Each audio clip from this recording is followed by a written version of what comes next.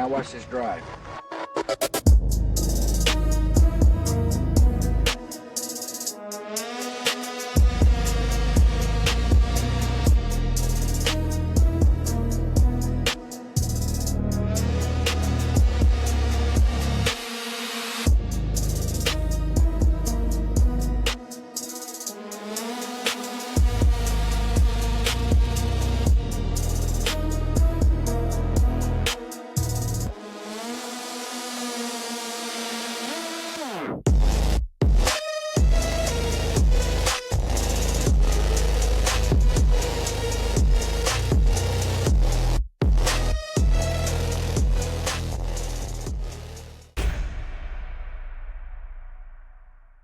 What's up, everybody? Welcome back to No Party Affiliation. It's been a while since all of us have been on here together. We're still not all on here together.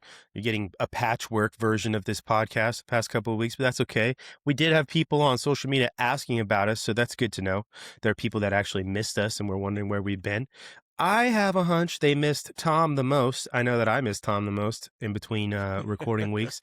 But how are you guys doing today?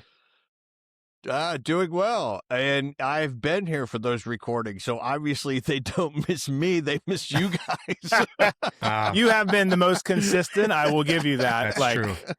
The schedule beast has taken over some of us at points, but Tom, you are ready every time with your glorious hair. By the way, I missed the part. I missed the part. Let's go back to the part. Right. I'm getting a cut tomorrow, so we'll see what happens. Okay. When you say cut, how drastic are we talking? I'm not going to go too drastic. I need to get some of the split ends out of there. I'm going to dial it back just a little bit. I've heard a nice shampoo is good for split ends, right, Drew? Yes, that's what I hear. I'm not big into that that world, as you might imagine. I do remember putting horse back in the day. Oh, dude. I remember being a kid. And I'd already shaved my head. Like I started shaving my head at 10, which that and no shit genetics, like probably is why I'm bald now. But then I wanted to grow it back out, and I did, and I did several times successfully. Now not as much, but I remember buying into some. I'm a kid. I'm still an idiot, and I'm in my mid 40s, but. There was a rumor that if you used horse and Maine horse shampoo, it'd help your hair grow back. So I did it. I went on the regiment, bro, and it grew back just like it probably would have without the horse and Maine. But it grew back, and you were to this day, I was convinced that was it. That was the ticket. Dude, I knew people who used that regularly anyway, horse and Maine. And the first time I'd seen it, it was surprising. I spent the night at somebody's house, and like you're a kid, you got to share a shower with somebody, or not like it together, but like you're using their family shower. Sometimes, right, depending on who you're spending the night with.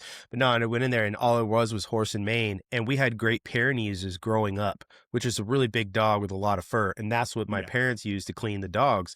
And I was like, this is the only thing in the fucking bathroom. Like, what is going on here, Yeah. And then I actually did say something about it, and they were like, oh, no, that's for people, too. And I was like, oh, okay. Think about it. Like, not realizing. We were told that we were crazy for using horse and Maine, a animal shampoo back then, but we were also told we were crazy for taking ivermectin, that it was horse paste. So, like, maybe horse products are the way. Also, did you guys see that horse fart on social media? Horse fart? I have not. I stumbled onto it. I've actually been taking kind of like a little bit of a break from social media personally, not work-wise. And this horse is exhausted from something, and the chick's like, if you've seen it in the audience, you know exactly what I'm talking about. And she's like not really giving it, like pushing down like compressions, like to, bring it back. And this thing sits up, not stands up, sits up, like he's like laying flat, sits up, and I've never heard anything like it. Like it sounded like maybe Jesus was coming back. Like it was, and I'm not mocking that because obviously I wish that would happen, but it was like, this might be the rapture. Like what is coming out of this animal is insane. And it lasted so long, and we've gone so far off the rails already in the first several minutes here, but horse products, maybe they're the way. I don't know. Something to consider. Maybe it helps with the hantavirus too. You know what? I've True. seen that video, and of course, I didn't read anything above it because I don't like reading. And I just saw this woman over a horse, and so immediately my brain registered, oh, she's Mm. mourning the death of her horse. So I kept scrolling. So now that I know that it's actually a horse Yeah. fart, I'll go back and look Go at back. I did the same thing. I saw it multiple times. Like, no, I don't know what this is. I'm skipping it. And then I Right. think Outkick put out something that was like Hall of Fame level, fart of the year. And I was like, what? Like, all right, play. And it was. I mean, it's absolutely epic. It's astounding that animal or any creature can make that noise. Well, What are I'll we have to talking find this about video. today? I know. I've seen where they poke a hole in the side of a cow to let out gas because it has a problem getting gas out of it, but I've never seen like a horse fart like that. That sounds insane. Yeah. It's Like a brass band is kind of what I'm envisioning. And just like, like when like Whitney Houston or Vanessa Williams or someone like that, not to put them in the same category, to hold a note, you're like, this has got to stop clearly soon, right? No, it doesn't stop. Just keeps going. Just keeps going. It's a lot of crab apples, Yes. Speaking of ivermectin, apple flavored apparently is the most common flavor for your horse that you can find. I didn't know that until a couple of years ago. I didn't either. Yeah. Yeah. Okay. Apple flavored. I still take it prophylactically, baby. That's good. I actually, it's funny that you say that because I got prescribed it when I was in the military, when I got deployed to Africa as like you just got home from Africa. So take this because it's going to clear your ass out. And I thought it was funny because I still had a bunch of it when that kicked off. So I didn't take all the ivermectin I was given. Yeah. I'll tell you what, man, like, again, we're going on so many tangents already off the get go, but it's a badass drug. Like, yeah. Anytime something's cheap, it's good and effective. And anytime someone tells you not to take it, usually it's good and effective. That doesn't go for actual drugs. Like, I'm not talking about like LSD and stuff like that. But like when it's a pharmaceutical grade thing, like the cheap stuff's good. Well, dude, all the meds I got handed to go to Africa, all the malaria stuff and yellow fever and all that. I started taking the malaria stuff and I started having to pee after a few days. I started having to pee like crazy every hour. And it was the feeling that you just had to pee or you were going to explode. And I would go to the bathroom and it was just like, there was nothing in there basically. And I was like, well, fuck this. I'm not taking all this crap and just feeling like this constantly because that sucks. And so I stopped taking the malaria pills and I didn't say anything to anybody, obviously, but that feeling stopped. So I was like, okay, well, so that's the malaria pills making me feel like this. Didn't get malaria, thankfully, but yeah, a lot of people had really crazy dreams. Everybody had that weird feeling about like they were going to pee. And then I come to find out, I don't remember which malaria pill I was on because there's two. It was right about the time that the primary pill that they gave you for malaria in the military was being transitioned out and they were giving you a new one. If Chris was here, I'm sure he'd know what pill that was.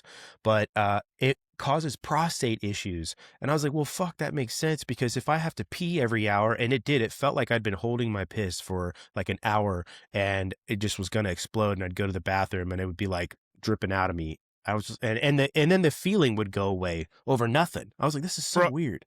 Bro, I just pieced something together. I don't know if this is true or not. I maybe have told this story before, but it all came together because I'm on my very first deployment, detailed to JSOC. I get stuck at Bagram for an extended period. Like, it was like weather, all sorts of issues. I get stuck there for a while. I'm taking malaria pills. I ended up stopping taking them because I like so many other people had just terrible reactions to them. I didn't have what you did. I didn't have the piston sensation, but I had like prostate, like, like issues down in my man parts. Yeah. To the point where I'm waiting, I've got like a time, like here's your time to go to the airfield. Here's your, blah, blah, blah, blah, to jump on a Chinook and head up to ABAD. And I was having like extreme issues down there to the point where I went to the dock overnight, middle of the night. I'm sleeping with a bunch of TF Red dudes in this B hut. Everyone's going on crazy schedules. I slip out and I go and I'm like, dude, here's the deal, man. I'm going up to base tomorrow. Something's wrong with my junk. Like it doesn't feel right. Like prostate, that whole area. And this dude, I don't know if he was bored or if this was the malaria. I got a full-on exam. I mean, before there's jelly going on and there's stuff going in there. It's like, this is, I didn't pay for this. I didn't ask for this. Like now Right. I feel like it took, I mean, I tell you what, that takes the pain right away. Cause you're like, all of a sudden you're like, well, now I've been violated. Sure. I just wanted to make sure that I was good because I have less care there than here. And all of a sudden I've got somebody inside of me. And Right. I wonder if it was the malaria. I don't know. Because it was all those areas. Well, I wonder what symptoms you were having. And this show has started off really weird, but whatever, because now I'm curious. Yeah. I'm curious what you were feeling, because a lot of the guys that I was there with who stopped taking that pill said that they were feeling like a lot of pressure, like sitting down or even standing up. Like it was just really uncomfortable, almost like they had to poop, but it was like the feeling of having to poop was not in the right spot. And then everybody, well, I shouldn't say everybody, a lot of people that I talked to had that crazy sensation where you were going to burst if you didn't go pee right then and there. And then you're talking like you've done it before. Maybe you just peed not that long ago, you pee again and hardly anything comes out. Like that's what it was. But then that feeling of having to piss like crazy would go away. And then an hour later it would come back.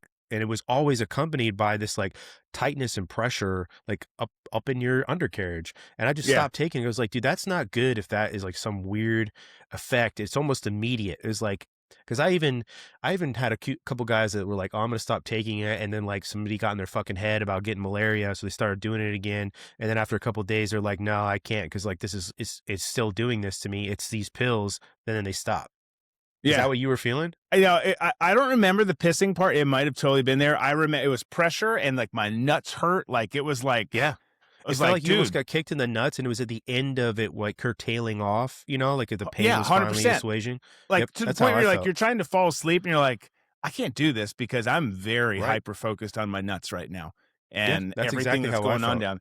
Okay. So I literally never, you get jabbed with a million things. I'm sure our regiment was a little different, but like I remember sitting, this was actually a different deployment, but like I remember sitting in the agency, like medical in the first floor of their building there, getting just like boom, boom, boom, boom, boom. This one was a different one. This was earlier in my career, and same thing. Just it was a DoD regiment. I guess it was the same regiment because it was DoD. But the like I never pieced that together. Like literally until you were just talking there, I'm like, holy shit, that's why that happened. That's why I ended up with the dude's finger in my butthole and my balls hurt so bad. Is the freaking malaria pills, which I stopped like almost immediately after that, and then the rest of the trip was great. That's well, what if it I was, would dude. have known that, I would have taken my Malarone. That actually, I think, is the pill that I'm talking about. Right. Was Malaron. When I first went to Afghanistan, they gave us Larium, and I took it. I was kind of confused by it because we were going to a desert area, and I was thinking to myself, why do I need Larium for, take something to prevent malaria in a desert? And I took one dose of it and had like really like vivid dreams and just kind of like, whatever, and then stopped taking it. And then other times that I've gone to different countries in Africa, the doctor always prescribed Malarone. And I was talking to a doctor in Africa who kind of told me, don't take it, because if you do end up getting malaria, we're going to treat you with Malarone. So, if you do end up getting cerebral malaria, which will kill you, you're probably going to die anyways. So, and the Malarone's not going to help you not getting cerebral malaria. So. I never had the pleasure of somebody drilling their fingers into my pee hole like Drew did. That's good. Good for you. It was the first time for everything. No, that's exactly what it was Malarone. I didn't take it at all. There were two pills. There was one that I was supposed to take like right when I first got there for like a week. I don't remember what the fuck that was. And then there was the Malarone and then the ivermectin, which was like, you just got home from Africa, so we're going to purge your system of everything, basically. Right. And they told us that. And they, when you get home, you're going to take this every day for a week. And I had a bunch of the ivermectin, but that's weird. That's what it was, dude. I read something a couple years back about Malarone and how it it's related to certain prostate issues. And I was like, man, I'm so glad I listened to my body, honestly, and stopped taking it, because Yeah. I debated back and forth. I'm like, maybe I'll just keep taking it and see if this goes away. Like, this is my body getting accustomed to taking this, and maybe it'll go away, and then, I'll be safe from malaria. Then I was like, no, this is like genuinely affecting me day to day. It's one of those things that I was unable to just push it out of my brain because of the feeling. It's like I have to walk everywhere. I'm in full kit and it's hot as shit and humid. I don't want to feel like my junk is like 10 pounds heavier than it already is. And this is exactly the way it felt. I was like, this sucks. And I stopped and it went away. So yeah. It looks like I avoided something. I'll just put it that way. I hope. I think so too. Yeah. Well, I mean, but you get it because you're young, impressionable. You're so pumped about going in and doing the mission. And they're like, take these shots, take all these pills. You're just like, Roger that. Like, I'll do it. Like, whatever I got to do. And then you're like, oh, like everyone keeps and that was the biggest one. Like everyone talked about the malaria stuff. And almost, I mean, I don't know many people who had a good experience with it. No. Never. Literally everybody either had that or they had crazy nightmares, and like very, very vivid, lucid nightmares. And there was a lot of people already taking melatonin and stuff like that for sleep, and that'll give you some funky shit. And pairing those up apparently didn't make it any better. So no, I didn't have to take melatonin, but yeah, I'm glad I stopped taking that shit. But anyway. Yeah. Anyway, well, deployment stories, always good for a conversation. Tom, you're like the unofficial dude who puts something in the group chat and it's like, this is what we're going to talk about this week. And I appreciate it because there's always something going on, some sort of shenanigans that we could talk about. And we talked a little bit about the UFO files on our last live show. And there was a specific memo that I saw that came out of there, and I brought it up and I wanted to talk about it on our live show. We could talk about that one, but I saw something else today in the spirit of the UFO stuff that's coming out. You guys remember, I know you do, but the Unsolved Mysteries TV show with Robert Stack back in the day? Hell yeah. Okay. So there was a show or an episode on that show with these two brothers, Jack and Jim Weiner, and then their friend, his name was Chuck Foltz or something like that. But it's called like the Allagash abduction story or something like that up in the Allagash wilderness of Maine. And it was one of their like episodes they did that was like way longer than a lot of the other episodes. And there's another podcast out there who had Chuck Foltz and I think Jim Weiner on recently. Is the American Alchemy podcast, and I've seen several different versions of that abduction story. It's pretty wild because it involves missing time. It involves several people all experiencing the same thing, which is obviously great when it comes to credibility. And it happened over the course of a few days. And it all happened up in the Allagash wilderness in Maine. And I actually learned, at least when I learned this, that Maine was the #1 state in the U.S. for reporting UFO activity. And I know it goes back and forth between Alaska and Maine, and that makes sense. And that also makes sense. That's where Stephen King is from. But so these guys, they get abducted and they get brought on like this spaceship or whatever it is. They get brought on a spacecraft and they have tests done to them similar to what like Drew just experienced in Afghanistan. And they have this case of missing time. They lit a fire to go out on the lake to do some night fishing, and they lit the fire so they could see where the shoreline was. And then they had this crazy experience where they were chased by a UFO, and then they're abducted, and then they're put back in the boat, and they don't realize how long it's been. And the fire has dwindled basically down to embers. And it was this huge, massive bonfire they lit so they could see it pretty much from anywhere on the lake. Well, they were interviewing these guys today, or the episode came out today, and I was listening to it. And the host had done like some investigating essentially into a guy from Lockheed Martin. And his name was, I got it written down here, John Norcine. And I guess he had a patent through Lockheed where a UFO craft, like a saucer, could be operated through your brain from biosignals. And if you've looked into any of this stuff, like with like the UFO in disclosure, there are a lot of stories that have come out of people that are being used by the military or the U.S. government to operate craft with their brain. There's a specific name for them. Tom, you've probably heard of it, and the name for these guys is coming out of is going out of the back of my brain right now. But this guy, John Norcine, had a patent through Lockheed Martin to do this. And he just so happened to be in Allagash, Maine, and was there present within the vicinity of these guys when this abduction happened.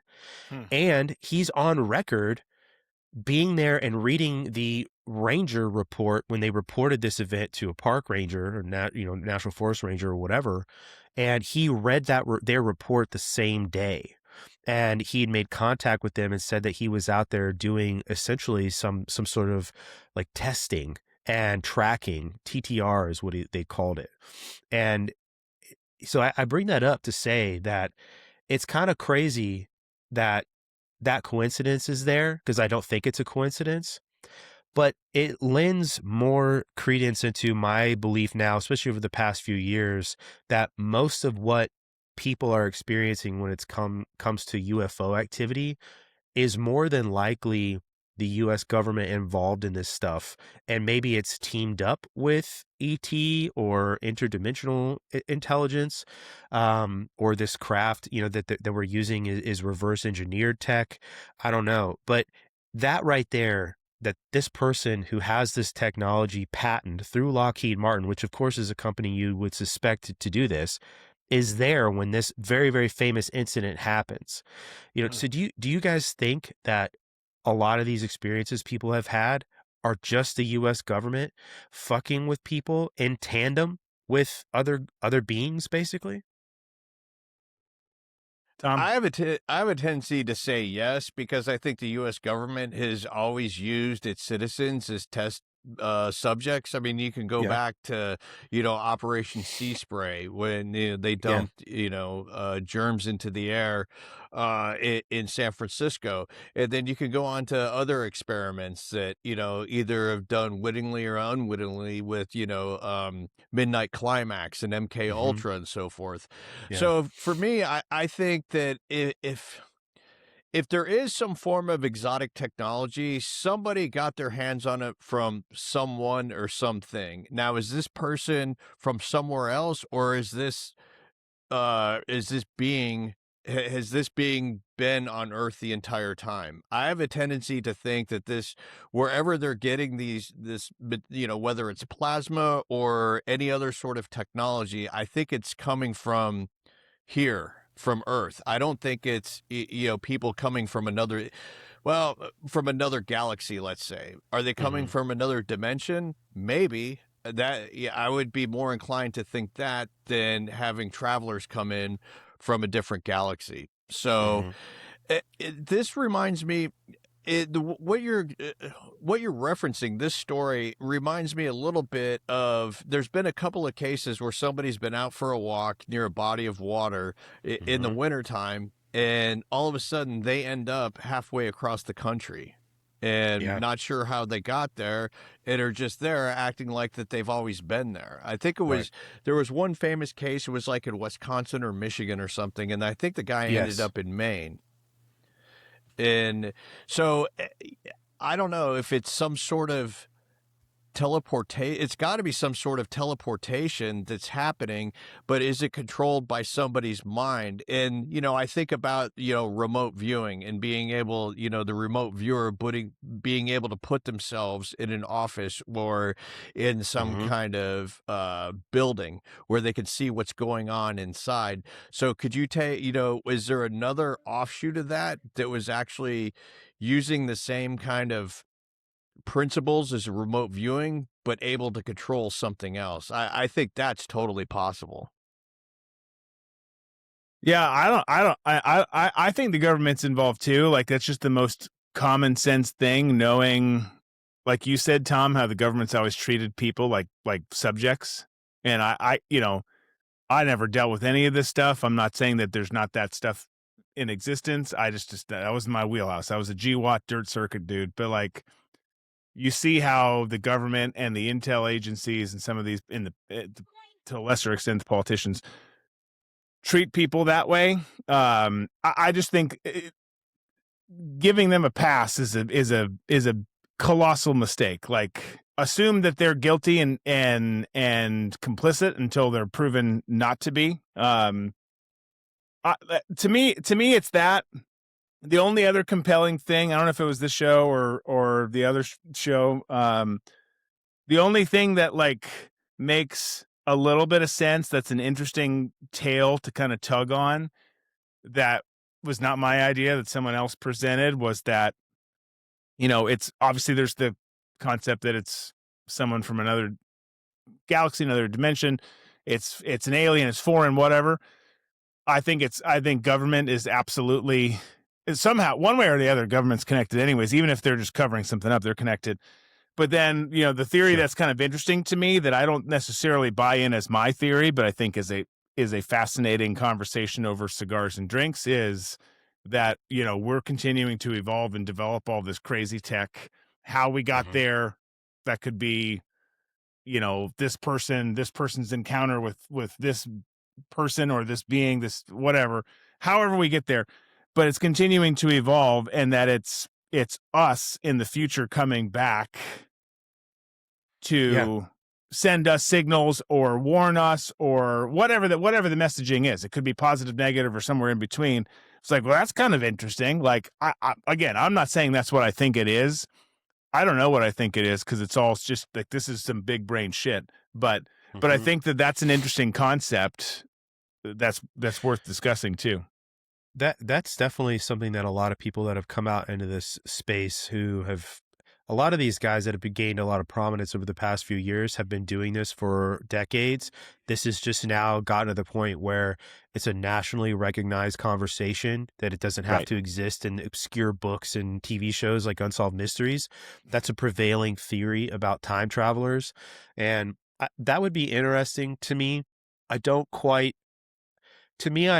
buy that one as much as I do the interdimensionality thing, or even the notion that we are some sort of species on this planet that is lesser than another in another location. And we are, because of the danger we present to our galaxy with nuclear weapons and things like that, that we're sort of having our hand held in some ways, right? And then there's a bunch where, there's species of aliens and galaxies that think we're too dangerous and want to kill us. And then there's ones that are like protecting us from those. And there's ones that are like always there to provide like this message of take care of the earth, don't blow yourselves up kind of thing. There's always, these really, really weird theories. But to stick with this one, you guys, I think will find interesting, because I didn't tell you guys all the pieces of it, because it's kind of crazy. We've talked about nuclear bases before. We've talked about like my experiences at Malmstrom, some of the other things that have happened at Malmstrom and some of these other nuke bases. And a lot of the UFO activity always seems to center around nuclear bases. And this one in particular, there was Loring Air Force Base in Maine at the time. This happened in the 1970s. Loring has since closed, but Loring was a nuclear base. They had TAC nukes, not ICBMs, the way Malmstrom Mine at our F.E. Warren did. TAC nukes, for you guys who aren't familiar, are nukes that you can attach to a plane and then fly over someplace and drop them on people.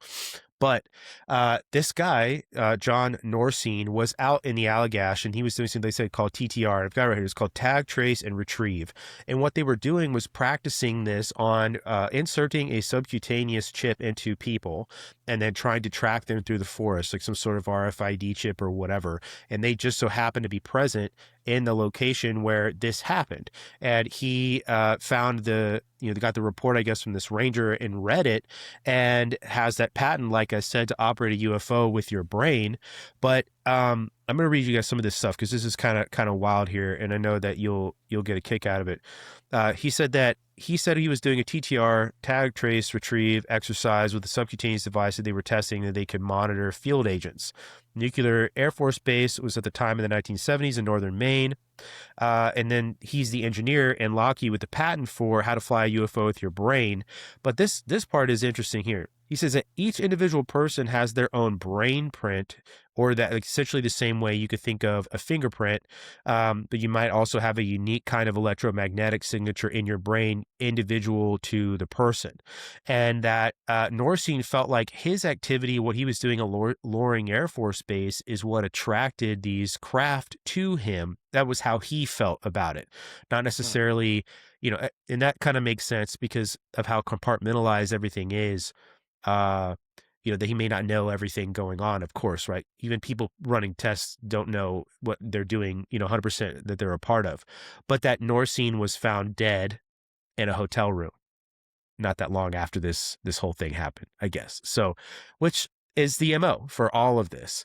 It just seems to me really, really strange. I don't understand the connection outside of, well, we want to make sure you guys don't blow yourselves up with these nukes, but why all these contact scenarios, why all these abductions and things like that around places where nuclear weapons are being tested or stored or whatever? It just seems really strange to me. Absolutely. Well, I mean, if you don't have questions with all of those stories, all the stuff that you just talked about, some of the other stuff that's out there, like the thing that still blows my mind is the people who hear this stuff. They could, someone who doesn't talk about this stuff at all, think about this stuff at all. Let's teleport ourselves out of this environment, doing the podcast into somewhere else. We're sitting around a bar, sitting around a restaurant. Someone else someone who hears that and it's not like, like, I think I do have some questions, because there's people who just dismiss it all entirely. It's like, yeah, but like, I don't have all the answers. No one does, or this wouldn't be the kind of conversation it is. But like, how do you not have any questions about this whatsoever? How does that not like raise your alarm a little bit? You get panicked about whatever virus they tell you about, but when these things happen and they happen in patterns and they happen consistently throughout time, you're just like, no big deal. That part always blows my mind. When you're Brandon, when you're talking about being able to control something telepathically, I got a call last year when I was working in Las Vegas from a friend of mine who said that another friend had reached out to him and needed somebody to produce maybe a documentary about this group down in Texas. And I can't remember the name of their YouTube channel, but they do have a YouTube channel. And what he explained to me is this group meets up every month, and for like 2 weeks or so, they try and communicate or manipulate through their minds orbs to arrive. And evidently through this, third person was telling me that they have a deal with the Air Force that if they can get one of these orbs to land and sit still, that the first one that they get, they'll be able, the Air Force has said they will take it, but the subsequent orbs that they can get to land, that the technology will all be theirs. I don't know how much of that is true. I do know that they have a YouTube page. I wish I could remember the name of it, but after we're done, maybe I can look for it and you could drop it in the comments. But that seems to fall in line with what you had brought up about being able to harness this and telepathically try and, I guess, meld yourself to a piece of technology that is foreign to just about all of us. And I'm disappointed that it didn't go anywhere from there, because I would like to see the intricacies of how that process works. But also too, getting back to, to me, everything kind of weirdly ties in. You bringing up this story, the disclosure that we had on Saturday or on Friday, and all of a sudden, a random person showing up on a runway at the Denver airport of all places and getting plowed into by a Frontier airline. Because the first thing I thought about the person who, was in Wisconsin and then ended up in Maine. And then when I see the video of this person just sort of nonchalantly walking across the runway and getting smoked by the airliner, that's the first thing that had popped into my head. So they're probably not related, but it's just, back to what we were talking about, the government doing experiments on people. Was this person part of that sort of experimentation?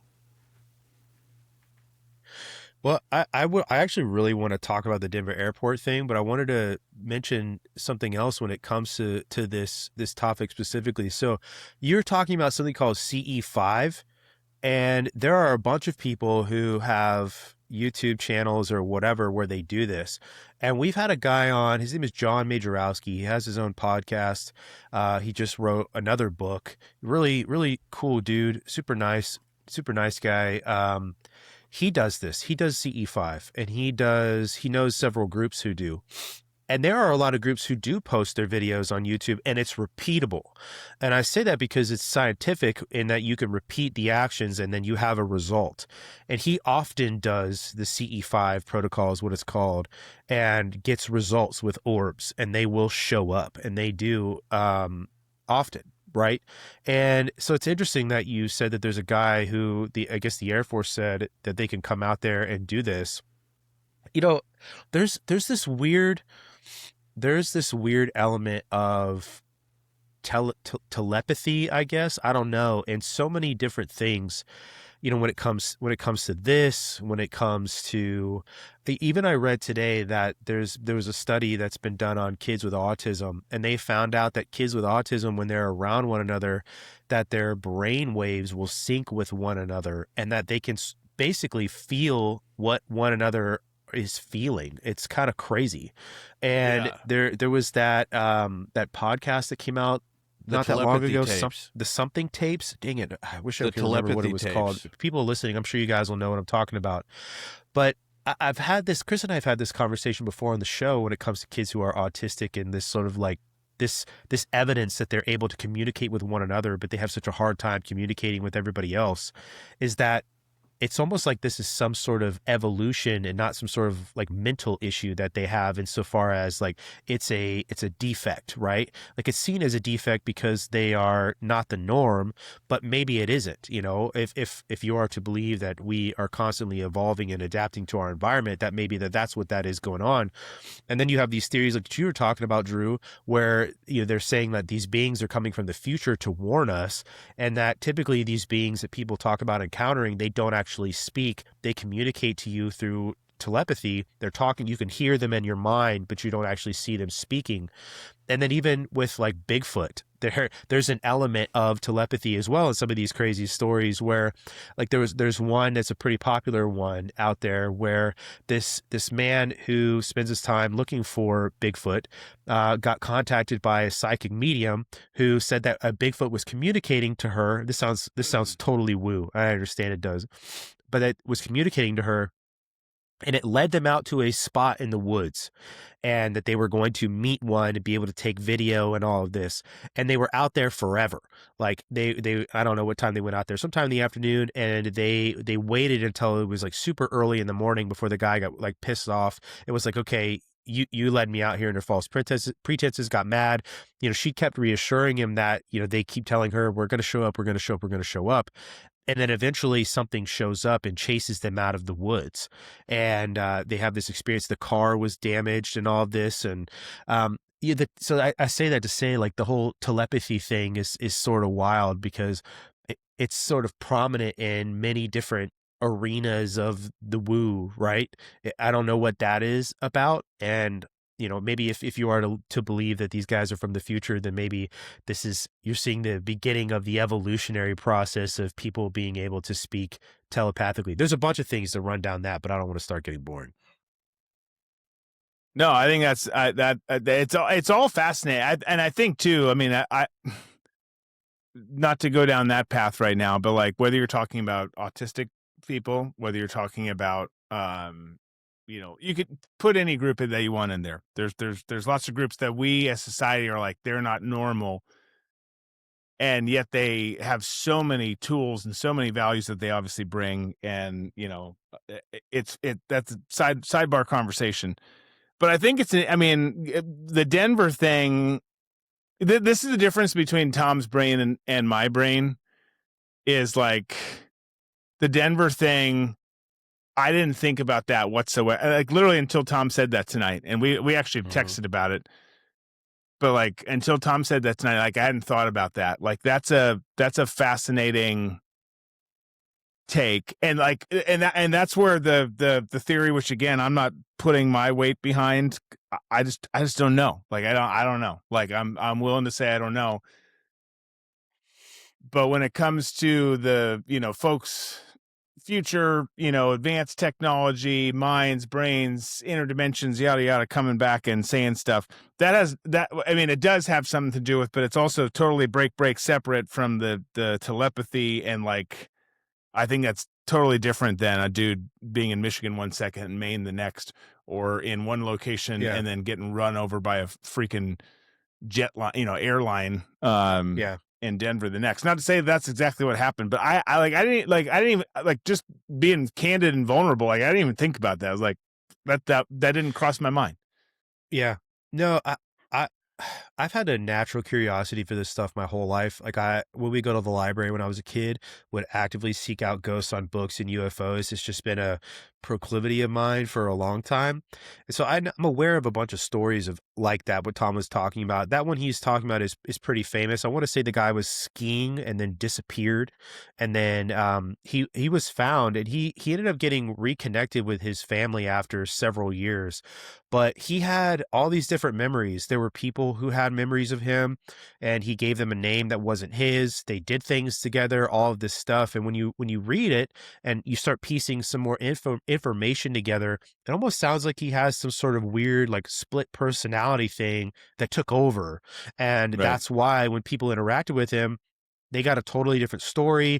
There's even been people who have split personalities where one person in that personality has an autoimmune disease, and when they're not that personality, the effects from that autoimmune disease go away, and which is insane to think about because it's the same body. So you would think all these physiological effects you're having, where maybe one personality can eat bread and the other one can't and has to be gluten free, but it'll have an effect on the body.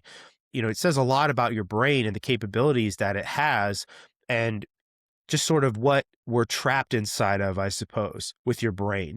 And that explanation, I think, is sort of what, the guy that Tom's talking about. I feel like that sort of happened to him.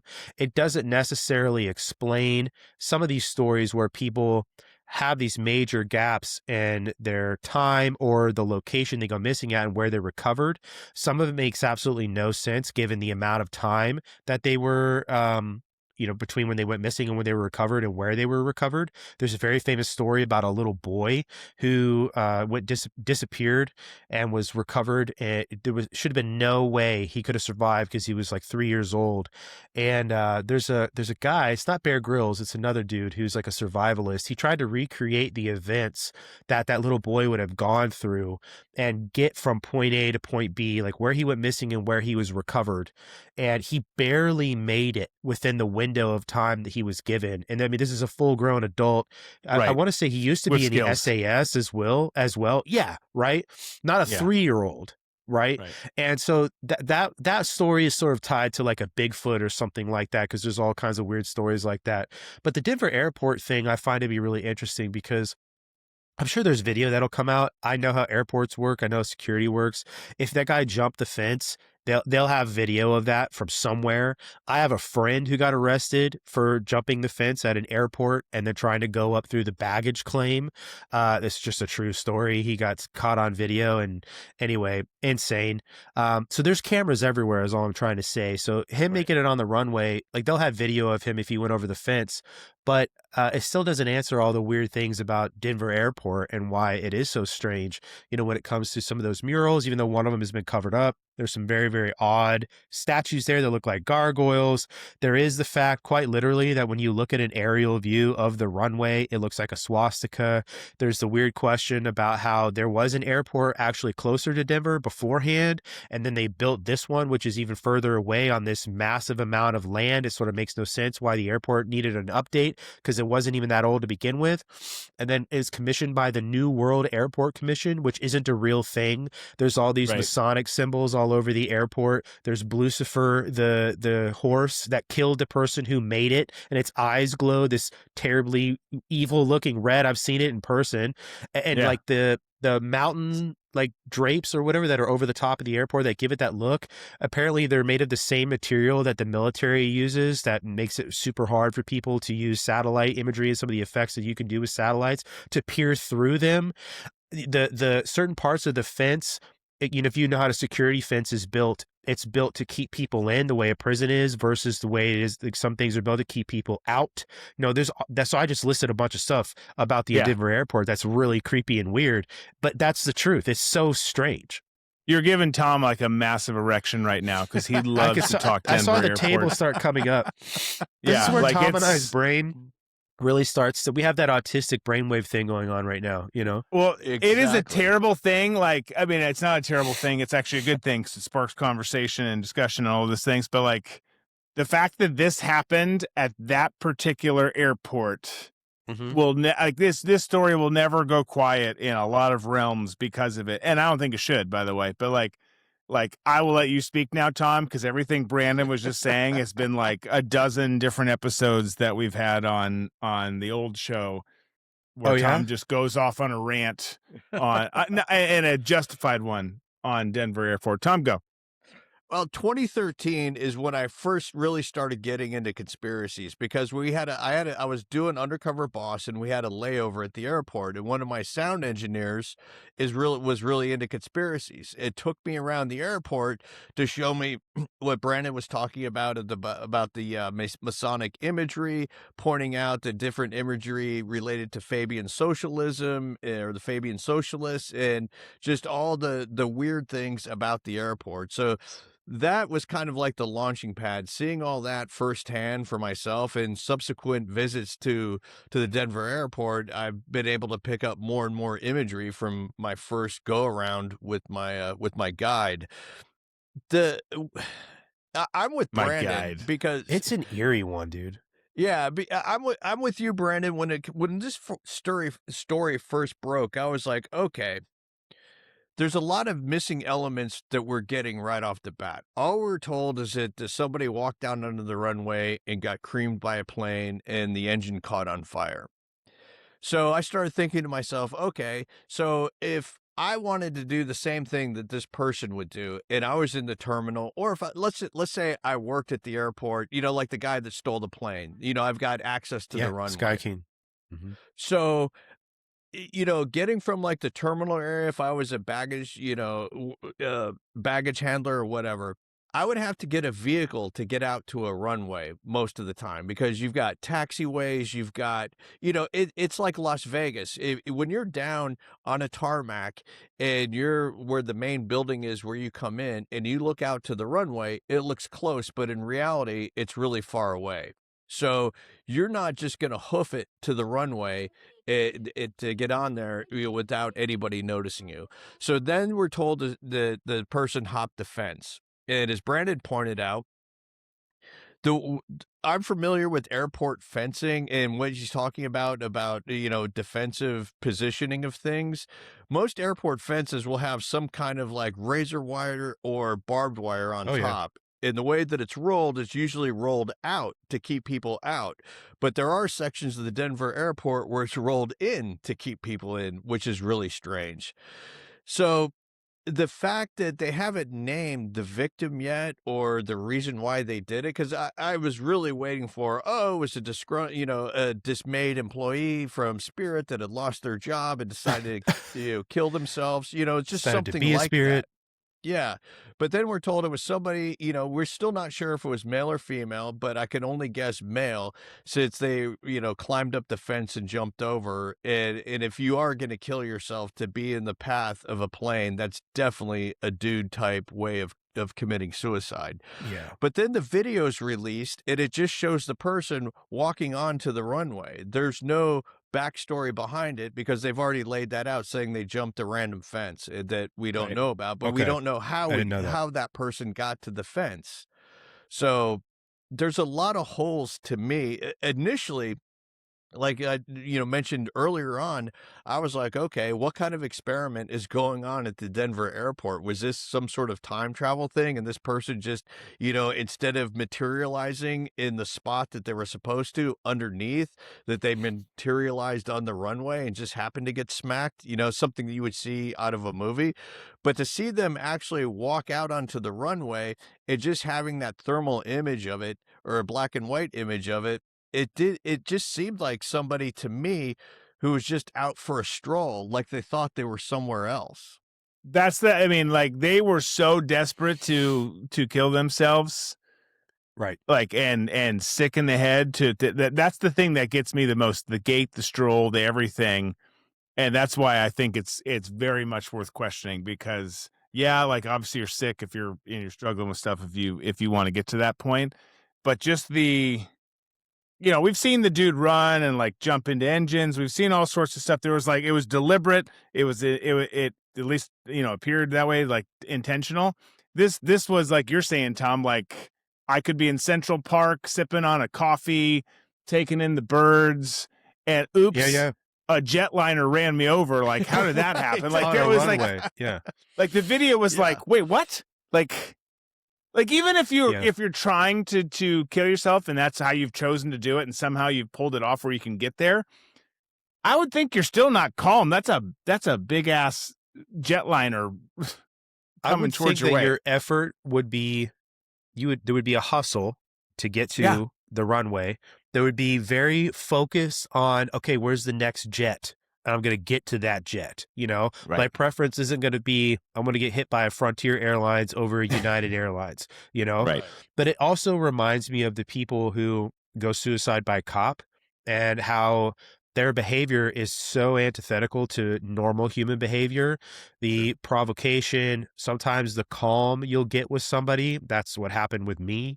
The guy who tried to kill me in the hopes that I would kill him, completely calm until he wasn't. So that's kind of what it reminds me of in that way, where like I'm just out here walking around. But again, why let it happen versus seek and let it destroy me, in the most efficient way possible. Then not to mention, if you've ever driven to Denver Airport, it's out in the middle of nowhere. I know, dude, the approach to that airport is so long. It like almost takes 20 minutes to get from the sign off the highway to where you're arriving at drop off. It's crazy how far out there it is. And then the actual like tram system to move you from terminal to terminal is incredibly sophisticated. Why does that need to be underground? First off, it's like a metro system, which I again find to be really weird because Sacramento has a tram system for the airport, but it looks like the monorail at Disney World. It's above ground and you can see it. Like you go to Denver Airport. Drew, have you ever processed into Denver Airport? Like to get through it, you're going deeper into the airport to get from one point to the other, which seems really, really strange, especially when you take into account the story about how they built it wrong. And so they put all this dirt on top of it and then built over it again. It's like, well, that makes no sense because I've seen plenty of things that are built wrong and they tear them down, right? They don't just build on top of them. But you go deeper and deeper in the airport in a very sophisticated metro system that's very controlled. And the method of getting down, you are, I would say, like 3 stories into the ground at this point, and then moving you around. Yeah. Which, if we're going so super dark apocalyptic, is exactly how you'd move human cattle around under the ground. It's just super strange to me because if you really did jump the fence at the airport, you had to cover a lot of fucking ground just to get there in the first place, without being seen. It's just not going to happen. Without being seen, like, exactly. Right. No, like the security is going to respond. You're going to see like the amount of personnel that are roaming around airport grounds at all time, from baggage to fuel trucks to secure, like literally the whole kit and caboodle. There's so much personnel on the inside of that fence that would be like, this is out of place. And right, that's what that and then the casual, I'm just going to get run over by this thing and not even really look at it, just like I'm going to time it up perfectly. Those are the things that just should raise the most amount of alarm bells or raise the most flags, whatever analogy. If I saw somebody walking to the Denver airport through the grass from miles away, I'd be like, that's weird. And I would probably tell somebody, but that could just be my background, Right. But and you also, to me, it's also the pilots who are taxiing, and just using the taxiways, because I've spent a lot of time in cockpits from, passenger airliners to smaller planes. And the one thing that I've noticed that's consistent with every pilot is they're scanning everywhere. They're not just looking what's in front of them. They're looking everywhere. And they're checking out everything, whether it's wildlife that it might be in the grass, just, a vehicle. And so for them, to have those sets of eyes, and then also too, you've got 200 people on a plane. There's always people looking out the window. You know, it may be their first Right. time flying, so they want to take everything in. Or you got a kid sitting next to the window. Yeah. You would think that somebody would say, "Hey, mom, there's a guy out there." You know, Right. even though it's at night, but it's still, airports are pretty well lit. So I just, it's a very weird story to me. And plus, when there are other stories like this, it's almost immediate when we find out who the person was, because they Yeah. found a vehicle, they found something connected to that person, saying, "Oh, this is how it happened. They drove out here, or they were camping, and they left a note, and then they decided that they were just gonna try and get run over by a plane." Yeah. Yeah. Yeah. No, I don't know, man. You had the theory about somebody escaping the prisons underneath there, as it were. That'd be a pretty wild story. I don't know how they'd get out of there. But no, Denver Airport's a weird one, and it's always given me a creepy vibe, which is probably painted over by the fact that I've seen 100 different Denver Airport conspiracy videos on YouTube back in the day. But it's a very strange thing because Well, if this happens at the Jacksonville airport, which obviously is not as big as Denver or not a major hub, but a decent sized airport, it takes it's looked at under a totally different light. Like the microscope on it's totally different. The conversations on social, they're still going to happen. Like it's still going to happen, but like it's just totally different than being at, like, literally you couldn't have picked right. a worse spot for this to happen at than the Denver airport, where everyone is like, it is a satanic kingdom, and there's all this stuff going on. Like there's just so much more to the story. You mentioned Sacramento, where like, shit, whatever happened in Sacramento, like, oh, a dude got ran over by a plane, everyone moves probably on. Exactly. Probably high. It's out here in Sacramento, probably Yeah. on drugs or something like that. No, Yeah. most airports, when you visit them, they have this sort of almost futuristic feel to them. Like they want you to feel at ease, or like it's cool.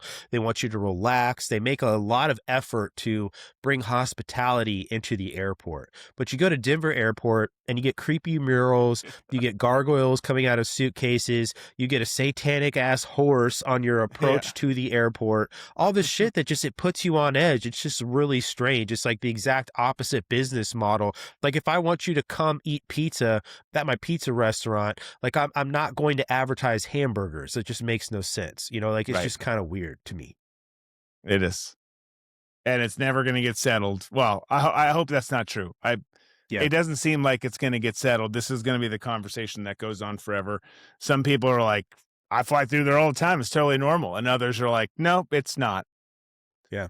Well, yeah, and that goes back to, we've talked about this before. There's certain people that, they have a bubble that they live in, and they're comfortable with that bubble, and they have bought into their system. And anything that deviates from their system, they don't have any sort of, capacity of wanting to let that into their mind, to think that anything other than their system is correct. And there Right. are other people, that, Brandon was mentioning, like myself and like you guys. And you're right, Brandon, when you go to that airport, you feel like you're walking into a haunted house. There is nothing that, is soothing about being there, because you have, the regular vibrations of an airport, where the energy is, just a constant flow of people. You find yourself walking faster. You feel like that you're in a constant heightened state of alertness when you're in an airport. And most airports try and dull that a little bit, because they know how frenetic the energy can be. Whereas Denver, it just seems to lean into that energy and create more of that energy. Let's put some characters in, like, horns and tails, just walking through the crowds, just in the masses, just to like really lean into it. They put out a series of videos and then stuff on their website as well, where they leaned into it, and it makes light of the stuff that's there, and then they make fun of the people who are like, I believe it to be real. This almost like poking fun at the conspiracy theorists. And then there's the whole Australian antigen thing with it, the AUAG thing that's all over the airport, which is like a bio weapon, I guess. So there's all these really, really weird, strange things about it that they don't make an effort to make you feel better about. And it sort of makes no sense.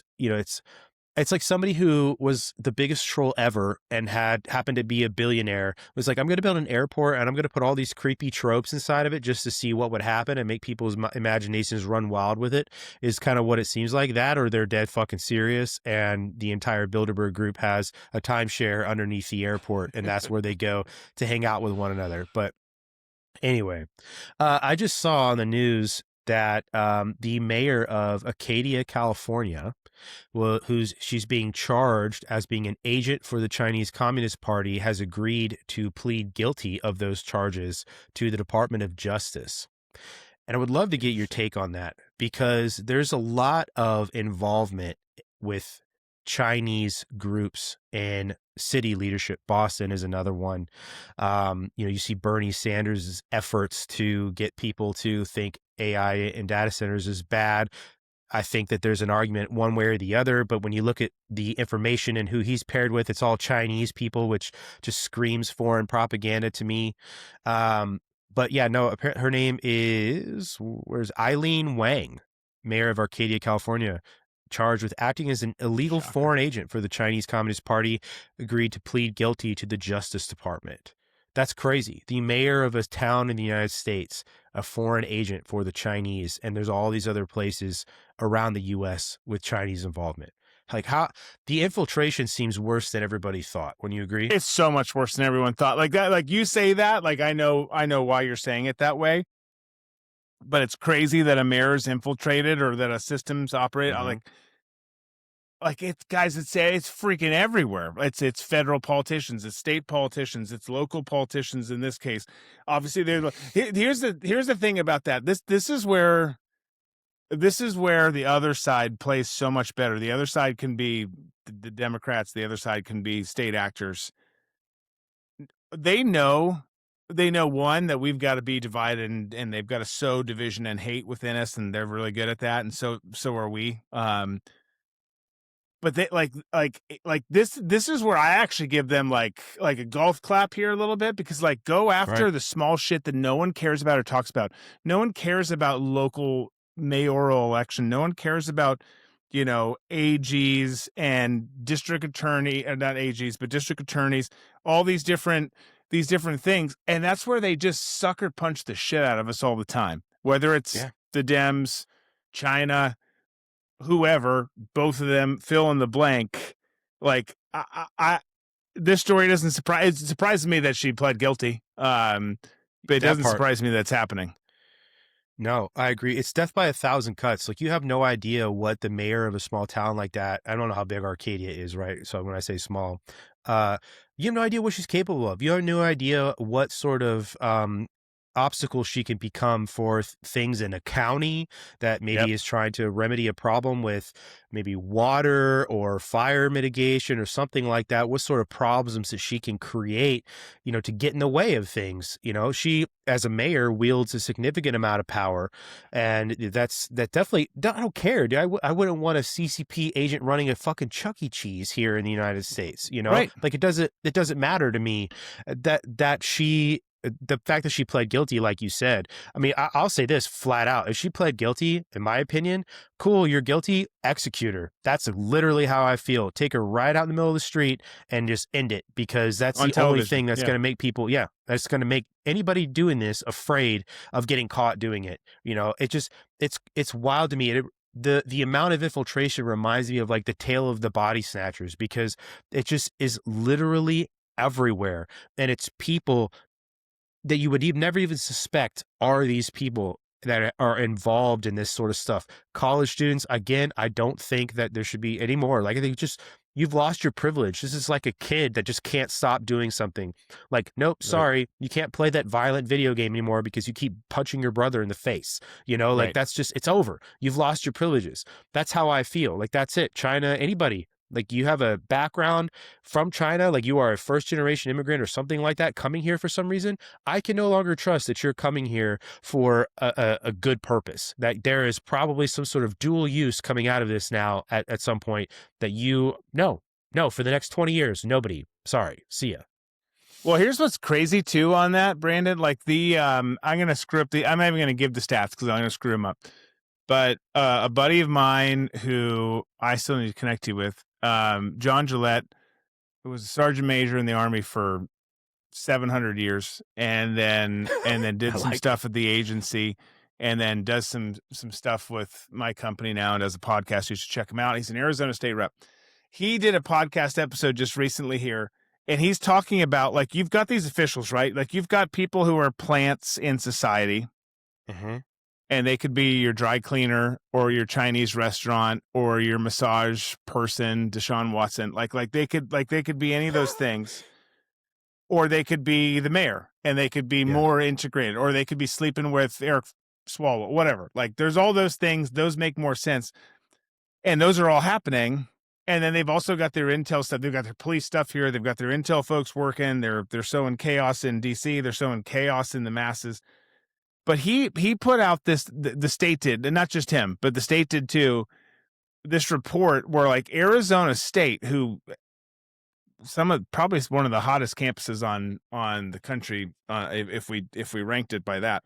But it's like true. They are Florida taking, I forget the figure, hundreds of millions of money from China. Like it's like one of their biggest grifts and business models to take all of this money. Obviously the Ivies and this is prevalent in academia, but you don't think about it at places like Arizona State and fill in the blank other university. And the way that they're like impacting local politics, academia, all these things by pouring this crazy ass amount of money. Go listen to it. It's it's Sergeant Major's situation report. But like it like the amount of money that's there, it's like, holy crap. Like, they are, to your point, they are everywhere. They have infiltrated everything and anything. And their reach is like, it's out of control. People are like, well, they shouldn't be buying farmland by military bases. Amen, brother. Of course they shouldn't be. Well, they shouldn't be doing this. Here's the problem. They're doing all of it. So the only way you stop it. Such an open society. Yeah. Like you've just got to hard no, like we're done. Like, we're not doing this shit anymore. Your students aren't coming here. They could be freaking medical students for all I care. Like that, whatever they are, they're not coming. Like, you have to stop this at a certain point because they have so much more power than even the people you voted for have. And that's a big problem. Certainly shouldn't be joining the military, which I saw a massive influx of when I was leaving the Air Force. Like, kids like that barely speak fucking English in the Air Force from China. It's like, dude, at this point, I don't trust you at all. I know, like, in my heart of hearts, would bet the next 5 paychecks that you are a double agent. 100% that you are passing whatever information that you can glean from your stupid office over here at Travis Air Force Base and passing it back to some handler. I don't trust you in any way, shape, or form. Wouldn't trust you to tie my shoes. Yeah. No, and also, I mean, just take into consideration, birth tourism that's happening. It's all over California, where people coming in from China, have kids, and then those kids become U.S. citizens and then go back to China and then can come back here at any moment because they're a U.S. citizen. So the infiltration network is already set up. This woman in California, this mayor, everybody throws around different, hot button phrases like Nazi, racist, and even traitor. To me, this is a traitor. And I know that the death penalty is part of being a traitor. And as opposed as I am to the death penalty, this fits that category, in my opinion, that this person has violated their oath to the Constitution, being an agent for a foreign country. Isn't that the definition of being a traitor? 100%. There's a treason, being an Ohio State fan, like death. There's a very narrow definition of treason in the United States, and that's on purpose. And it has to meet very specific criteria. and it involves providing aid and comfort to the enemy. That threshold is like the highest threshold possible. I don't like technically on paper think she meets it, but in Brandon's opinion, yeah, draw and quarter this lady out in the middle of, the public square. I do not care at all. Like, if that's what you want to do, and you want to live here in the United States and be the mayor of a city, then that's what you deserve, in my opinion. Then I went back to my X account because I wanted to pull this up, because last year I did a whole thread on a Chinese private equity group just to show people, again, like how much they're embedded here in the United States. But this private equity firm in China called Primavera Capital Group, they own over 200 private schools in the U.S. They are from, Montessori all the way up to college prep academies that you'd send your high school student to prep for school. But the guy's name is Fred Hugh. He is tied to a Chinese group called United Front Work Department and the Chinese People's Political Consultative Conference, which is a CCP covert influence engine, right? He's also lectures a lot at Marxist institutions. Anyway, in 2017, Primavera acquired Spring Education Group, which is a massive umbrella corporation now running Stratford Schools, Basis Independent, Noble Learning, and several others. And they sit on 215 campuses in 19 different states in the United States. This is a person who is literally a foreign agent, right? Look at his background, who owns this private equity firm, and they have a hand in what sort of curriculum is taught at these schools. They have a hand in test scores. They have a hand in what your student is tested on, all of this stuff. Like, the brain of your child essentially is being molded by somebody whose intent is to warp it into something that is antithetical to the United States, not to mention all of the data that goes into what you give this school. So you're using an internet connection at home to access the school portal, your IP address, that device is now a listening device, all of this stuff. It's insane. That's just another example that I put on X last year about it. But they are everywhere. That's why I say it's like you are infiltrated. We are overrun, essentially. Oh yeah, and also school pictures, tracking Pictures. the development, facial ID of your kids from the time that they're in kindergarten till the time that they graduate college. The infiltration, we're looking at this one particular story, and I know we touched on other areas of the infiltration, but just look at what's going on with our culture. John Cena had to apologize in Chinese to make up for, I can't remember the actual incident, but I remember He called getting Taiwan a on. country. Yeah, exactly. And the same thing with the Top Gun Maverick movie, that they weren't allowed to show the flag of Taiwan on the back of Maverick's leather jacket. So it's in politics, it's in our culture, it's just it's in the scientific community. Just look what's going on. Oh yeah. Just what was it last year? Those the students or the researchers at University of Michigan with the mold spores that they got caught smuggling in. Too successively, yeah. Yeah, it's just, it seems like there's no end of it, no end to it. And it's almost to the point that the people in government, in business, the ones, especially in government, who we thought were here to protect us, which they keep telling us that that's their main priority, is to keep Americans safe, are the ones who are doing the old Sergeant Schultz of, I see nothing, I know nothing. And then all of a sudden we get stories like this. Well, I think too, like, you actually bring up like the subtle stuff that like makes a bigger impact than perhaps a mayor, and was it Arcadia or who cares? But that stuff matters, and the local stuff matters more than the national stuff, I think, in my opinion. But like, so it's not to dismiss that. But you look at how much they have over the years. This isn't new. Like, you bring up Top Gun Maverick, you bring up Cena, you bring up how they've invested in sports leagues, how they've invested in entertainment, and how the NBA, how they dominate this stuff now. Like, that is the ultimate messaging tool. Because even if you're not political and you're not looking at things like we do, what do you do? Like, for me, like, Tom and I talk about this all the time. Like one of the last bastions, allegedly, is sports and entertainment. Sports more so than entertainment. But like you go there, and when those cultures and corporations and leagues and production studios are owned by them too, and you've got this subtle messaging underneath, we have lost big on this front. Like there's no two ways about it. Like we just have gotten our asses kicked on it because they control every pillar of society, whether it's farmland, whether it's government, whether it's big money corporations, whether it's the messaging in movies and sports, whether it's like find somewhere that China hasn't totally taken over here. They've changed themselves to the hand that feeds, and they bite it all the time. That's it. Yeah. That's what happens. That they are allowed to latch on here because we are an open capitalist society, and money talks, and that's influence, and that's power.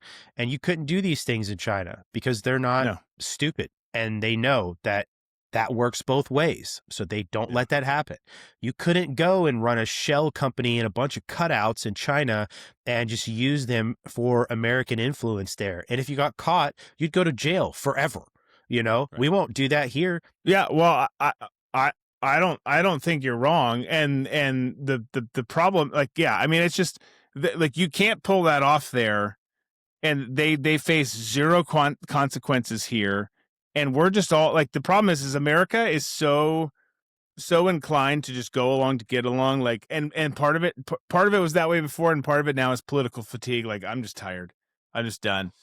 But like by being done, like you're conceding. And then like we always talk about on the other show, like our issue is America is so focused on the now and the present and me and the shiny ball, whether it's a person or the government.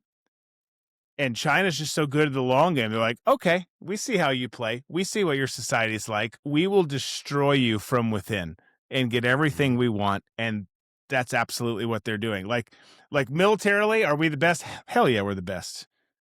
But in terms of strategic, long-term forecasting and vision and operations, like they're really freaking good. Like they're really freaking good. I think they're better than we are. They've had no obstacle to do it, you know, here. Yeah. That's what they want. That's what the United States has always wanted, is for them to westernize. And that's why we invited them into the open market to do these things. And they came in bad faith and did the exact opposite of that and used it to their advantage. And you can make the argument that that was the smart thing to do. It's China first, right? Or you can make the argument that it's a really shitty way to do business. But at the end of the day, when you're talking about business, like, they're doing that better for them. And I mean, I like to see all the awareness. I like to see that, you know, politicians are pushing to not allow these guys to own companies and make things here in the United States anymore. I love seeing the onshoring and the nearshoring of all these things because it was absolutely retarded to get rid of every bit of infrastructure for manufacturing and everything like that here in the United States. The British Empire did that and it destroyed them. You know, they went from being one of the birthplaces of the Industrial Revolution to just managing money, and now they don't make fuck all there. And what is the British Empire known for was ships and their navy, and they got rid of that too. You know, it's just like there's so many models for why this was dumb. And then here we are being taken advantage of, and because of our own laws, we get bent over the desk every day with no lube and taken care of. Like, that's just what happens. Right. I remember in 2018 when China had announced that they were going to a social credit system, and I laughed and I was like, oh, that's never going to happen here. And 8 years later, I'm going, holy crap, that's happening here. So whatever China does always seems to infiltrate here, and it's infiltrating here because you have people in powers of leadership, like this woman in Arcadia and in other spots around the United States. And again, with the cultural infiltration, you know, with sports and with entertainment, it's just, it's everywhere. We've been taken over. And to me, I started thinking about the founding of the United States, where they, you know, called it the Great Melting Pot. And this was an experiment in self-governance. And then I thought, well, okay, hold on a second. Maybe this wasn't intended to be an experiment on self-governance. Maybe this was a lab test on multiculturalism to see what would happen and to see if and if we're seeing the end result now where we're losing a national identity because everything has been infiltrated, and would the populace at some point be on board to have to, entertain the idea of a global government just to make all the bad things that they're going through stop. Is that the end goal, or was it really, this, effort into seeing what human beings could do without relying on a king or any other forms of government that had failed? I think that the intent was always true in the attempt to get away from, monarchy in that way and tyrannical monarchy. If you look at a lot of the influences that our founding fathers had, they didn't all agree on what that should look like, and they came to consensus on some of these things and made decisions even though they all didn't agree on the moving parts completely, right? I think that the survivability of something like that is truly tested. Actually, I think Drew, when you came on the podcast before, we had a conversation about this, that the open world of the internet and the connectedness of the world now is such a different thing than what was going on when the U.S. was founded. And this notion of a melting pot, I think, has been distilled down over and over again, just like most words and most notions, they get distilled and overloaded to mean something that they're not. And now this concept of the melting pot has just been, oh, just anybody can come here and bring your culture with you. It's like, sure, that's not what that means, though. The concept, Right. nobody's melting anymore. Right. They complained about these things in the Gilded Age. If you go and look back at some of the political parties and the political commentary of the time, it's the next period of history in the United States where immigration and natural born citizens, those numbers were so high in relative comparison to one another, the way it is now. And that was a concern then. But I think that then there was more social pressure to conform. There also wasn't this thing called the internet that gave you license every day to be selfish and to be an individual and to not give a fuck what anybody else thinks, and fuck it, and I'm going to do this what I want and get everything that I want right now. Like, that's not what any of this has ever meant. But there's this massive thing that has control over your brain because it gives you feel goods and those hormones that make you feel good, that think that you're doing the right thing. I do. It's a test that the U.S. is going through of whether or not that experiment can survive when the world is let in. It's like having, I'm trying to think of a way to put this. If you put a drop of oil in a glass of water, right, like that glass of water is now tainted, and it takes a certain amount of water to start pouring into that glass before the oil is so diluted that it's gone, Right. like that's the sort of the same thing that we're seeing here, that the culture of the United States, it does have a culture, and people used to come here and they wanted to be a part of it, and they wanted to see this experiment last. And now it's just a place to come to live, and you get all these nice things, and nobody's forcing you to integrate because you're either a racist or a sexist or any of these other ists. If you try and get people to do that, it's like the idea doesn't survive those sorts of things at all. It can't. And you have to get back to that. Every culture around the world throughout history has had unifying features about it. You wouldn't go to another tribe if we're all back in, the tribe days, right? I wouldn't go to Drew's tribe, who believes one thing, and show up and expect to be able to eat the grilled mammoth and not do anything that you guys are doing that makes you a society, right? I'm going to worship the moon god and you guys worship the sun god. You're going to probably fucking kill me or make me leave. That's just human beings. It's a grander experiment than tribes, right? Obviously, but the same concepts apply. Like, if you show up and don't integrate, that thing isn't what it was before unless the people do something about it, and nobody does anything about it. No one has the balls to anymore. Yeah. Yeah, No, it's. Go ahead, Tom.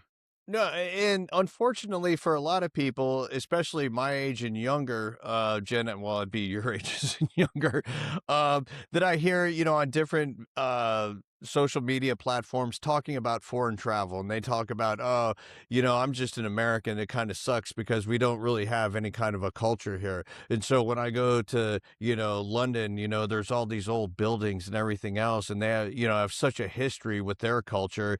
In the United States, we really don't have anything here. But the fact of the matter is we do, but, through different forces within the country and without of the country, people are told not to care about the history of the United States or to belittle it in some way, and calling it colonizers or taking, land away from the Native Americans or what have you.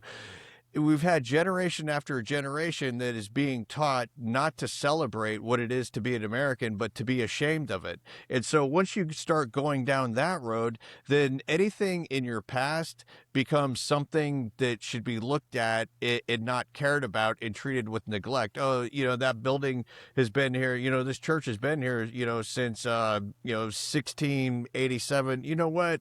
It reminds us of colonization, so that's got to go. Let's put it in a mini mall there. So by getting rid of some of the architecture, some of the buildings, to make way for new and improved, you're never really going to have that visual representation of what a history is or was. And I feel like that's part of what's happening in the US, and then also dividing people up into categories. I remember thinking when 23andMe first came out and it was talking about, find out where you come from. And my entire life was, oh, you're an American. You're proud to be an American. Even though I'm from Irish descent, my family had never talked about, the stories passed down from, my great grandparents who moved here, from Ireland, because we were Americans at that point. And so our family history began there. And so with the advent of, where did I come from? To me, it may not have started off the way that it's become, where to me it's become a way of to identify myself as somebody other than American. So if I get my 23andMe DNA test and it says that I, am originally from Cambodia, it's like, oh, that's my culture. That's what I identify with. It to me, that has added to the schism that had already started in the 70s. It has worked its way to where we are now, where being an American is nothing. It's like we all live in an amusement park. It's some of us, have jobs where we're working the rides, but then other people are coming in who can, work the ride that we're on, but we're getting paid too much. So we're going to be replaced by them or by AI or robots to run the rides. It feels like that we're at the point now where nothing seems like it's real because we have nothing to fall back on. I still think like 100% to what both of you said. Like, and this is where I wish that the America First and Make America Great slogans weren't a part of a political campaign or political movement, because that's what we need. But I still think so much of that, because then it gets lost in the sauce. Like the intent behind those phrases is 100% right. And that's not me bashing Trump. I like Trump. I vote for Trump every time. But he didn't get everything right either. And now it's a political term. It's like, no, we should just care about this and care about our community. I think that we talked about this some too, Brandon, on your show. Like, I think spiritually speaking, we were made for small communities, Yep. and that taking all this in adds all sorts of chaos and nonsense and stress to us, stress that we're not supposed to bear. Like, we don't need to know about everything happening all over the world. I know you think that you need to and you want to know everything, but like your heart doesn't need to. Like, you're not made for that. None of us are. But then this all comes back to too, like, we come here now, we want to be this, and we don't have to comply with American values and principles, which no one even knows what those are anymore. We do, but like most people don't. I don't want to do this. I don't want to do this. Like everything changed with the internet and with this damn thing right here, where you've just got all of the messaging so out of sorts. You've got access to more information than you need. You've got misinformation coming in, and everyone's lost total track and focus of what actually matters.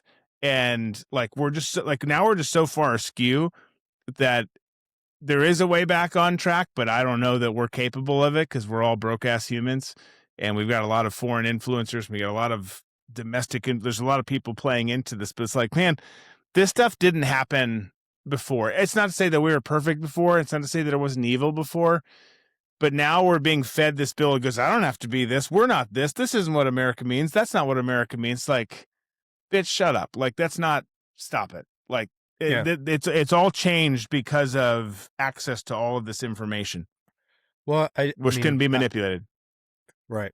I'm not going to get into it because I talk about this on our show all the time, and I think I've beat this horse to death, but the whole long march to the institutions thing, Antonio Gramsci and Rudy Duchka, the infiltration of neo-Marxism and postmodernism into our education systems, and this concept of postmodernism that nothing matters and nothing has any real meaning, and so it can be whatever it is you think it is, and we see this in represented in a lot of different things.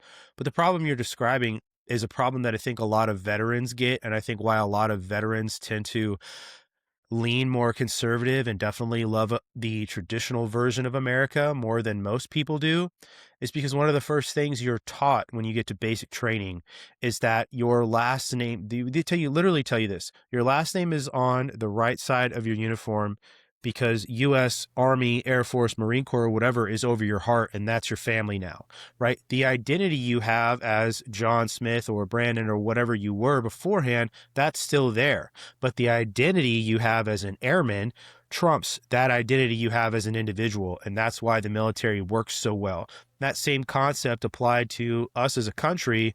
Like if you show up here and you're Somali first, or you're Mexican first, or you're Venezuelan first, or Canadian first, or Chinese first, that doesn't work.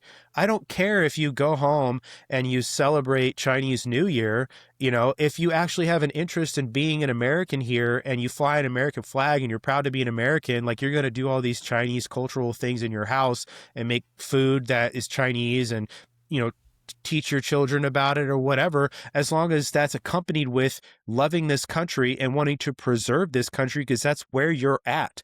Otherwise, you're missing the whole point. That doesn't bother me. It's never bothered me. And I think that this is why the military is such a great way to talk about this, is because, dude, everybody from everywhere is in the U.S. military, right? I obviously there are shitheads in the military that are racist, but it's so rare. And you see people calling people out for their bullshit bias, whenever it has happened. I'm not going to say all the time. When I say all the time, I mean every time I've seen that happen, it gets called out and singled out and taken care of. I don't care that you're black. I don't care that you're Mexican or whatever. Like the Chinese thing, like I said earlier, like that 100%. Like if you're joining the military and you trying to earn your citizenship through here from China at this point in this country, yeah, no, I'm sorry. I don't trust you at all. But it has nothing to do with you being Chinese as an individual. It has to do with where you're coming from and the demonstrated, espionage that's gone on so much. It's just, that's all I'm trying to get at here, is trying to say that you have to put the identity of America before whatever, being Irish or German or whatever. And the other thing too about culture here in the United States, that culture is so entrenched that you don't even realize it's there when you sit there and say that there is no culture. Like you're speaking English, first of all, for the most part here in this country. This whole idea of like, well, there's no such thing as like white people culture. That's been a thing a lot over the past 15 years.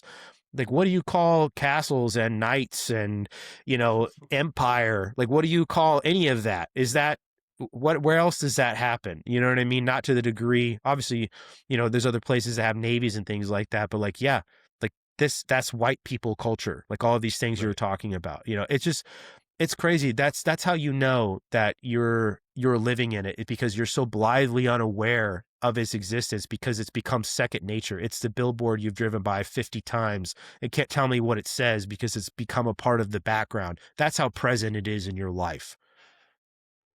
Amen. Yeah. Anyway, from prostate exams to American culture. Yeah. Yes, Tom. Hey, I just got to read this real quick. It's a text from a friend of mine. As we were doing the show, The Denver airport just evacuated its underground levels, not the terminal, the levels below. Wednesday, 1:17 a.m. No flight scheduled, no passengers present, yet 340 military vehicles entered Denver airport through the cargo gate. Doesn't appear that appear on any public airport map.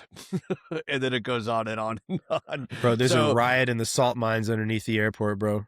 yeah, so my point to reading that text is, this comes from a friend of mine who's deep into the conspiracy world. I was actually texting him earlier today about the aliens that were in the Miami Bayside shopping area that was just Still no answers. turns out to be kids fighting with sticks. So he sent me that. So the whole idea of the Denver airport and this person on the runway, it's really it's going into overdrive now with the conspiracy junkies. Absolutely. Yeah, the alien thing is too. Obviously, most people were pretty disappointed with this current dump. I posted a memo from those files on our Instagram page because I actually thought it was fairly interesting because it involves a lot of the things that are talked about the most when it comes to like saucer-like craft. It sort of basically proves, I shouldn't say use the word proves. It shows that the Germans had saucer technology. And that in this memo, it mentions a certain person who was instructed to go out to a part of the Austrian wilderness to take photos of this craft. And so that describes, obviously somebody gave him that information, which means that that person had foreknowledge, and there is those degrees of separation between where the craft originated from and the person taking the photos of this.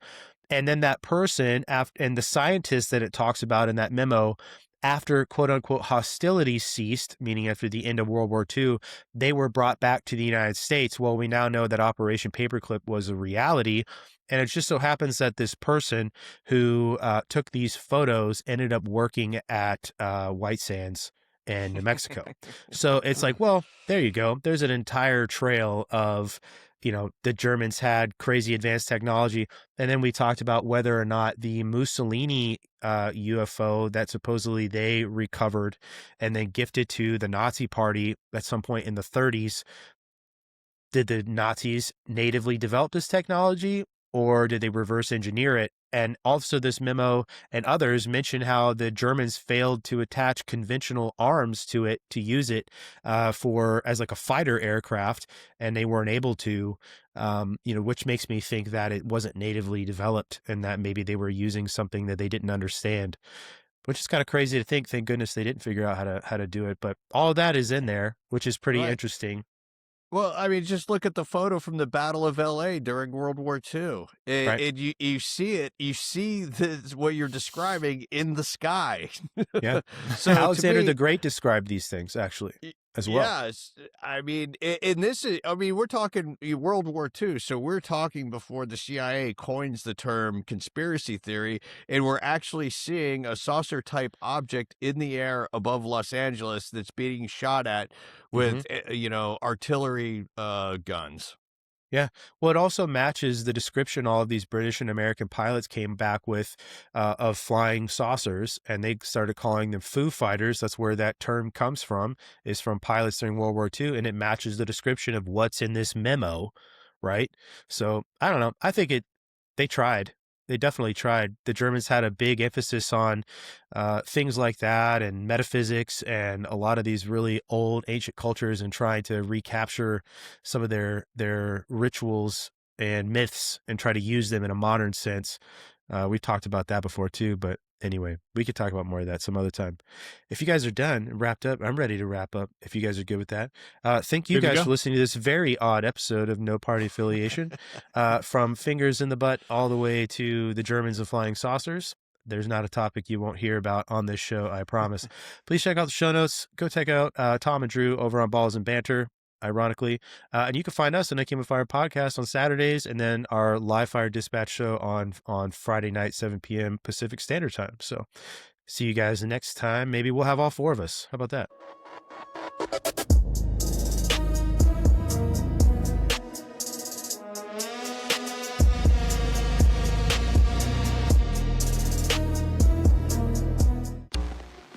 This concludes our scheduled programming.